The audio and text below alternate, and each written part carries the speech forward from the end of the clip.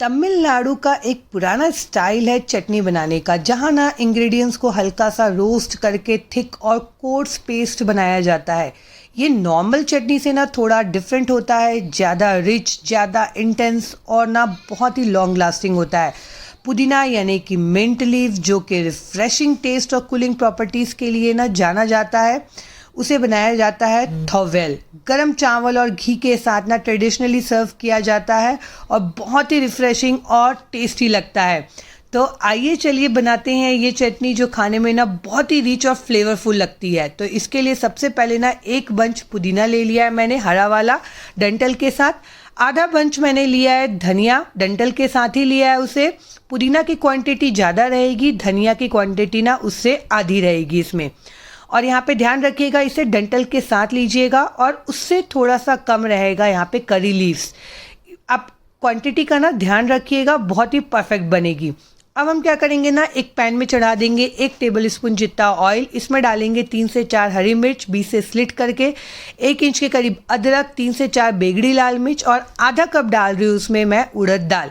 यहाँ पे मैंने छिलके वाली उड़द दाल लिया है। अगर आपके पास छिलके वाली नहीं हो ना, तो आप सिंपल वाली उड़द दाल भी ले सकते हैं।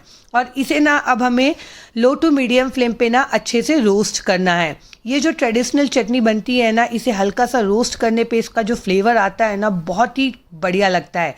थोड़ा सा इमली डाला है मैंने, जिसे पानी से भिंगा के मैंने रख दिया था, 1 चम्मच के करीब है यहाँ पे। और इसे ना अब हल्के सा ना हमें रोस्ट कर लेना है, ताकि ना इसमें जो भी कच्चापन है वो निकल जाए और इसकी सेल्फ लाइफ इससे बढ़ जाएगी।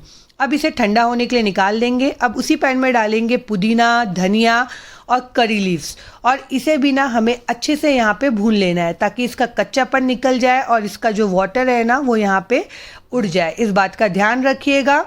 तो इसे अच्छे से मिक्स करते हुए ना हमें लो टू मीडियम फ्लेम पे ही ना अच्छे से यहाँ पे कुक कर लेना है, ताकि ना इसका कच्चापन निकल जाएगा तो इसकी क्या होगी, इससे सेल्फ लाइफ बढ़ जाएगी। इसका जो सुगंध आता है ना, इस वक्त क्या ही बताऊँ मैं। आप देख सकते हैं यहाँ पे इसे बहुत ज़्यादा भी आपको नहीं पकाना है।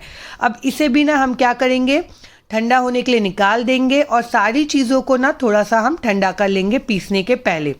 जब ये अच्छे से ठंडा हो जाएगा ना, तो अब हम क्या करेंगे ना, इसे ट्रांसफ़र कर देंगे एक मिक्सी के बाउल में। सारा का सारा एक साथ पुदीना और जो उड़द दाल वगैरह हमने रोस्ट करके रखे था ना, वो सारे को हमने डाल दिया है। अब इसमें डालेंगे 1 चम्मच नमक और 2 से 3 चम्मच जितना यहाँ पे पानी, और इसे ना पल्स मोड में चलाते हुए पीसिएगा। और इसकी कंसिस्टेंसी ना थिक ही रखिएगा, एकदम फ्लोई सी कंसिस्टेंसी इसकी नहीं रहती है, इस बात का ध्यान रखिएगा। आप देख सकते हैं, और हल्का सा दरदरा पीसना है। आप चाहें तो इसे सिलबट्टे में भी पीस सकते हैं। अगर मिक्सी में पीस रहे होंगे ना, तो पल्स मोड में चलाते हुए पीसिएगा। अब लगाते हैं इसमें तड़का, जिसमें तेल में थोड़ा सा सरसों, मिर्च, यहाँ पे जाएगा हींग और कश्मीरी लाल मिर्च, और ये तड़का जाएगा हमारी चटनी के ऊपर। ये चटनी का जो टेस्ट है ना, मैं क्या ही बताऊँ। ये जो इसे ट्रेडिशनली ना पुदीना का थोवेल बोला जाता है, जो खाने में ना बहुत ही फ्लेवरफुल रहता है और इतना बढ़िया लगता है ना कि क्या ही बताऊँ। अभी गर्मियों में तो ना पुदीना का फ्लेवर बहुत ही बढ़िया लगता है, और ये चटनी का टेस्ट भी ना एकदम गजब आता है। हमारा मन करता है कि हमें ना वही सब्जियाँ नहीं खानी है, कुछ मसालेदार नहीं खाना है, तो आप ये ना पुदीने और धनिया की चटनी ट्राई कीजिएगा। इतनी बढ़िया लगती है ना कि क्या ही बताऊँ।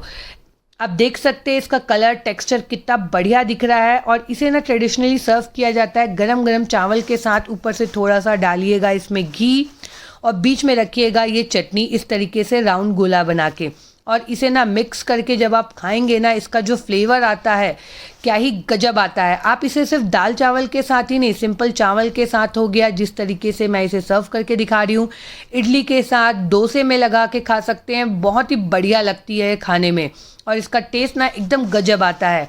तो ये पुदीना की ना थोवेल आप ज़रूर ट्राई कीजिएगा। ट्राई करते हैं तो मुझे कमेंट करके ज़रूर बताइएगा कि आपको ये रेसिपी कैसी लगी। आपको मेरी रेसिपीज़ अच्छी लगती है तो प्लीज़ मेरे चैनल को लाइक करिए, सब्सक्राइब करिए और मेरे वीडियो को शेयर करिएगा। मैं मिलती हूँ अगले ब्लॉग में।